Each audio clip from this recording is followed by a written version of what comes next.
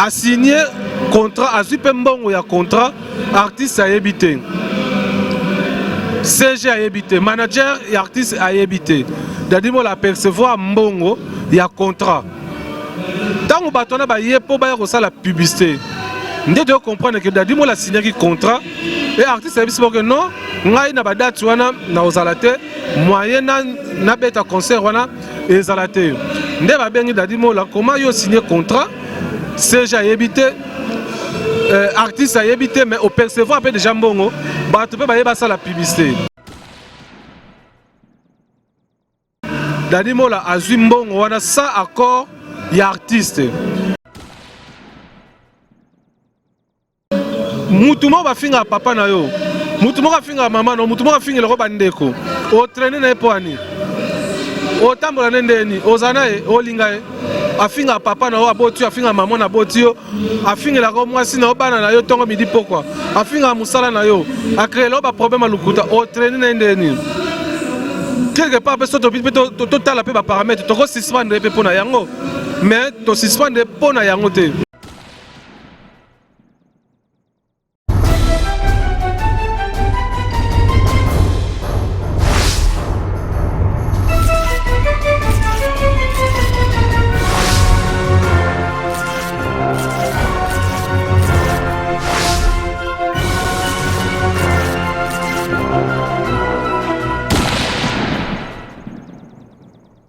Face aux caméras avec Herman Emporio, garçon slim, donc les lots face aux caméras, pour répondre à certaines questions où il y a actualité parce que l'actualité oblige, il y a un moment face aux caméras et il y a une question et belé Herman Emporio, mais avant tout banda, la famille oblige d'abord, je profite pour cette occasion par rapport à face aux caméras. N'a présenté par condoléances dans un concert nanga Bibika Pinga oya uti ko perdre maman na vraiment je suis de cœur avec elle c'est la vie nga na perda papa na bi douleur oyo ya kokufela nde zalara courage ma sœur courage nzambe mutapesa ki yepe mutazwi et puis voilà quoi donc ba condoléances pe na ba famille nyoso ba kufeli na ba fanatique na biso nyoso bisika nyoso bozali merci et puis na pesi ba mbote sikoyo na obana pena mbota liboso et pas ya maman na Grayson Sandy la fleur na pesi mbote place azali Grayson Adams Luzolo petit Adams azawana na pesi mbote na pesi venanga Didier Ngwa Koto mote mama bijou depuis London de tolobara London is back na pesi mbote venanga Didier Kumba ya Lola mote mama Elise bambote belé pe place bota la biso partout bozali na monde où eza émission batu ya Herman Emporio. Je vais répondre maintenant à vos questions par rapport à la première question. Oyo, Herman Emporio, par rapport à la santé à Team Wata. La Team Wata se porte très bien. Tout à déjà, si ça concerne Abisso, il y a Kermesse. Et l'équipe très bien, Bana Poto, se retrouve qui Bana Poto, Bazalaki vraiment, wana. Au moment que Bisson de Batuto CP, si Batuna vacances, Oyo. Parce que Tobeti trop et puis Tobeti va meilleur concert où ils avaient senti le rôle à Mikili VIP et puis na concert na biso Oyo et Ningisa qui pena Mokili il y a anniversaire incroyable anniversaire avec Héritier Watanabe face A ndenge zalaki A face B eza bongo na Mikili batutu ba yebida ba référence ma mutunde aux alamins et les bien merci na papa chéri Jubin Piana azalaki vraiment de la partie. Papa Hervé Ferrego à Jésus de Nias, meilleur chanteur ya Congo, azalaki wana Inosbi, bomona nde to binaki penza, yo pe babwaka yo, bomona pe ndenge zalaki penza to binaki wana na Gaz Fabulous, tozaki na DJ Ray, c'était vraiment bien. Na oya biso ya parler papa tout jeune d'Afrique. To mona présence ya Ahmed Achou, o azalaki wana to mona ki bato belé, bazalaki wana vraiment to mona pe participation ya Eric Mandala le boss et les gars qui bien. Et puis deuxième question niveau ya les niveau ya studio to comme na niveau nini face Kinshasa to ici déjà ba mise ba koti ba vocal la pulga moto na tembe a kesikoyo ko silisa maramutu na dédicace kovimisa album na niveau ya Paris yo bomoni voyage na ya Paris juste après concert à Paris donc aza déjà na Paris nde tolo baboye a fait anniversaire na et puis a continuer toujours séance ya studio kuna côté kuna et puis kaka na team wata batu pe batuni ba question et pas ya Herman Amporio face aux caméras naza pourquoi Héritier Watanabe akendaki na matanga DJ Arafat na Côte d'Ivoire. Voilà. Question oyo eye que DJ Arafat akufaki Héritier Watanabe akendaki matanga te. Eza te po azalaki na eloko ya kosala te a présenter ba condoléances na ye na déjà na ba famille na ba mutu et puis na ba fanatique et puis na ba chinois nyonso ya Chine a présenter ba condoléances na ye sauf que azalaki na contrat ba kendaki bazali na eloko ya kosala nanu te bazali na studio te bazali na ba concert te bazali libre ya momole ba kendaki mais Héritier Watanabe azali na ba contrat oyo fallait à honorer bomoni série de concerts ndenge zalaki tokende ba mwanda tobeti ba concert awa ya bomoni ke présence Héritier Watanabe na matanga wana zalaki te mais na musika azalaki de cœur na président ba chinois de Chine par rapport à matanga bomoni ke ba ope ba kene na ba représenter ka Congo biso to yaki dans les 3 personnes au bazaki d'anniversaire Héritier Watanabe papa chéri pas zalaki te faire école là pas kendaki te ouais déjà c'est comme si trio moko boye donc d'habitude le padre azalaki na ba concert na fallait honorer papa chéri azalaki na ba concert na fallait honorer prévané abetaki le 31 na Palm Beach donc azalaki na ba concert na il y a tant d'autres artistes pe bakendaki te le rôle ezalaki Héritier Watanabe il faut kaka batuna mais réseau ezalaki kaka tozalaki na mosala tobanda kosala pena makasi côté ya studio et puis na ba contrat autre ezalaki nango il faut qu'honorer il y a ba concert et puis il fallait fêter anniversaire na ye la fête ça s'est fait laissez les morts enterrer leurs morts comme c'est là qui consigne la producteur Nabino David Monceau par rapport à Néné DJ Arafat alobaki ba bêtise na kombo na ye. Non, les causes à la coûte bon parce que Toza de Kerna ba ivoirien. David Monceau c'est un ivoirien. Alors Azatana matanga tom ebembe basala la guerre na ngote. Basala on ne fait pas la fête lorsque ça brûle chez les voisins papa Chéra Lobango. Donc ça dit matanga ezalaki matanga. Matanga ezala na rando te. Mowe azala na problème na mututé. Donc David Monceau azalaki na matanga, famille à David bazalaki na matanga mais artiste Héritier Watanabe azalaki na ba occupation fallait à honorer. Donc c'est pur et simple ba tu peux comprendre ki na bango po ba monaki par rapport à ma propos DJ Arafat alobaki concernant Monceau qui est en soi-disant bon, donc quand on a terrain, j'ai pas vu donc, ni vie ni connu.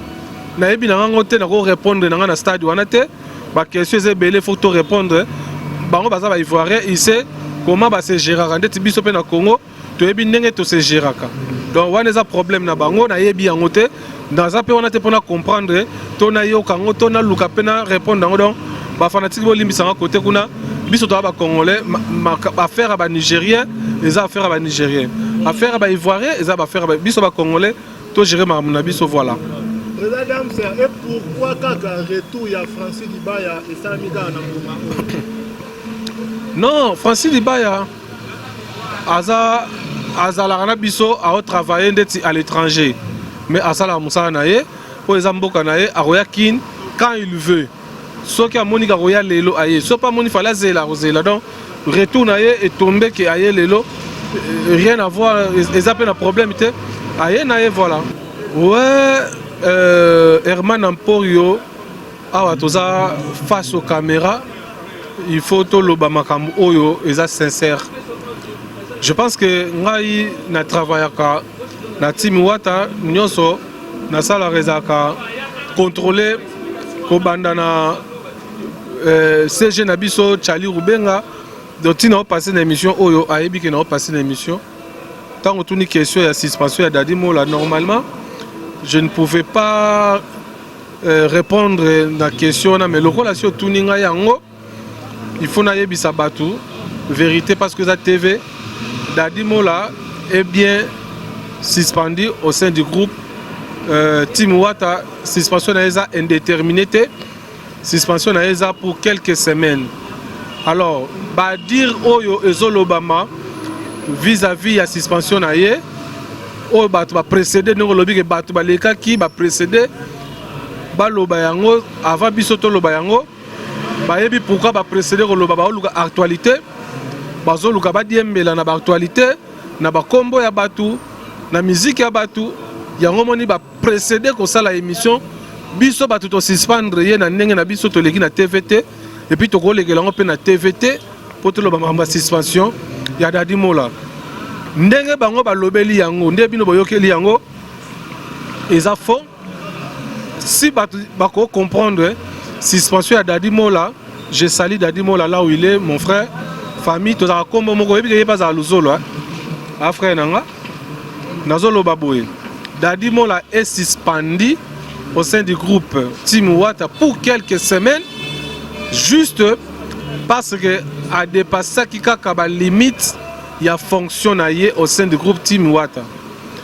Daddy Mola fonctionnement naie fonctionnaire na Team Wata eza DMC, directeur de marketing et communication. Alors, suspension ya Daddy Mola ezalaki ndenge bango bazolo batende balobi ke o po bamona kiye babi bamona kiye nani soit bamona kiye na car ya Charline Paka nde yango epesa bino kanda vraiment so bato balandi badir wana eza lukuta bato badiembeli na bango. Daddy Mola abandi ko traîner na bango lelo bato tangi bakombo wana. Daddy Mola abandi ko tambola na bango lelo abandi ko zana na bango lelo to abandi ko soana na bango lelo baza baninga basolaka voire même jour basalaka boule na bango. Daddy Mola était là mais azali convaincu na boule na bango te basispanda été asola na bango avanda na bango basispanda été quand même bato wana bango nde bayoko dévancer balobake basispande Daddy Mola po azalaki na bango. C'est faux. Po atambola na mutuka na bango c'est faux. D'abord ye pakazaka na mutuka azaka na mutuka moto otamo bo sete kango kala charge à orchestre etekisa mutuka atambola makolo si mutuka oya ko mata ba otambola na bango wana. Daddy Mola d'abord a véhiculé na mutuka na ye. Daddy Mola est suspendu bato ba fungola matoi ba yoka ngai. Daddy Mola est suspendu au sein du groupe Team Wata le 31 samedi. Prévenez concert na biso auto betaka vendredi.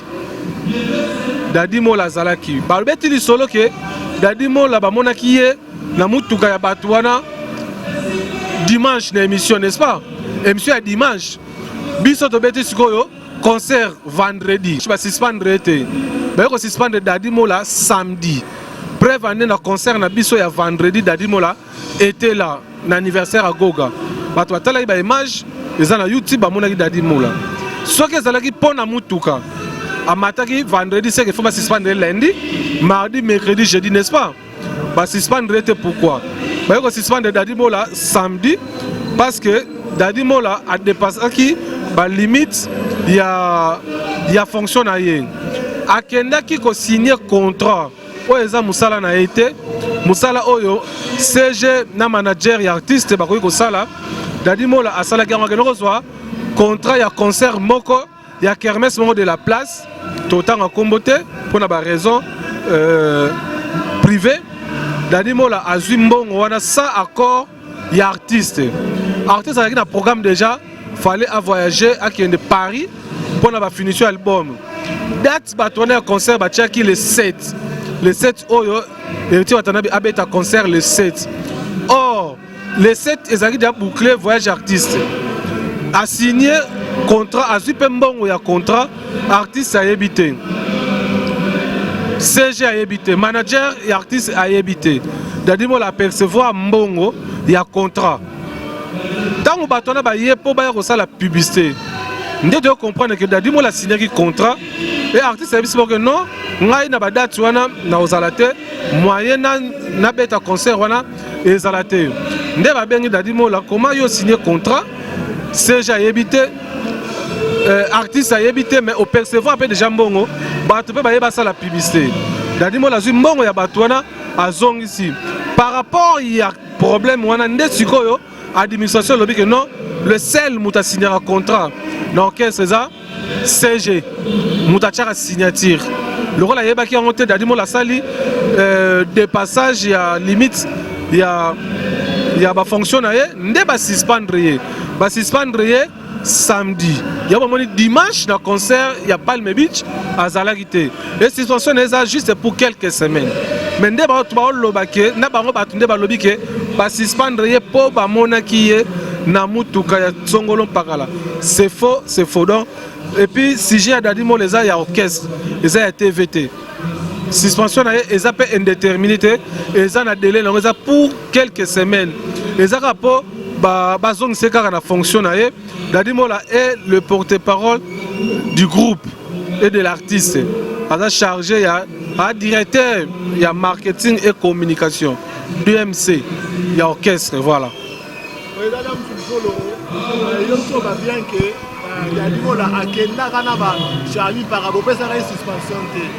mais pourquoi quand on Francis dit bah y a zongi qui est suspension et au soir et monter que ça et le moment bazo baké dadi bolaza un pied dedans un pied dehors on va dire par rapport à bien un pied dedans un pied dehors on a bien ôté ce que moi je connais dadi mola est dans Team Wata ce que moi je connais dadi mola est dans Team Wata te lobi bien jour oyo basala boulot bakutana premier jour.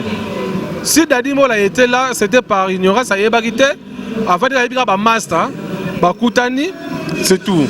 Mais il y a que Dadi Mola a kenaki pour la boule, boy.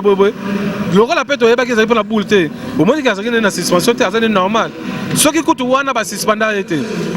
Et puis, allez-y comprendre. Quelque part, personne te zongi, tout ça peut battre tout. Herman Amporo, à toi face aux caméras. Mutumo va finir papa na yo. Mutumo va finir maman no, mutumo va finir le roba ndeko. O traîner na epoani. O tambola ndeni, o zanae, o lingae. A finir papa na yo aboti, a finir maman na boti yo. A finir la romwasi na obana na yo tongo midi pourquoi. A finir musala na yo. A créer le roba problème à lukuta. O traîner na ndeni. Quelque part personne total la pe ba paramètre. To ko suspendre pe pona yango. Mais to suspendre pona yango te. Mais déjà tu vas comprendre que mutu oyo atraînera na yo mutu a fini le roba para mutu a fini le roba moi ça fini le roba na a fini musana na yo a chako kimia te o ko traîner na été ndeti nga déjà boso ndeti na sala bongo yo nga no de to tambola te o se pe na nga te ponde nini nga na fini le roba para mais o yepe bozo filmer nga eza na sens te donc tu vas comprendre que eza pona yango te mais na pesi peka conseil na batu oyo peut-être baza bongo pe na batu oyo bazo interpréter yango bongo batika dadi mo les suspendi rien que pour na likamo na yebisio apercevoir qui contrat il y a concert sans leader ayeba sans CG ayeba. Merci face aux caméras de Bolukinga lelo Adam Suluzolo toujours encore et toujours tout ça toujours Moussa Nabiso ndeza la rara Congo na Congo zawana bato ba s'abonner toujours maramutu ya bien zawana et Herman Amporo garçon slim à la tarafre na nenga makambo on va plus filmer na garçon on va filmer voilà merci beaucoup na pesi mbote na bato tout bolinga Adam Suluzolo Jimmy Belao tout ça de cœur na bande d'Afrique du Sud to yebi makambo les gakuna même Dieu au contrôle oya obomba na epée akufa na epée oya bomi na munduki akufa na munduki oyo mpe akopapa mutu ye mpe bakopapa ye oya kobeta libanga to beta nzete ye mpe bakobeta ye nzete merci napesi bato nyonso mbote bon courage na bato nyonso basala mosala na bango bien et puis voilà quoi.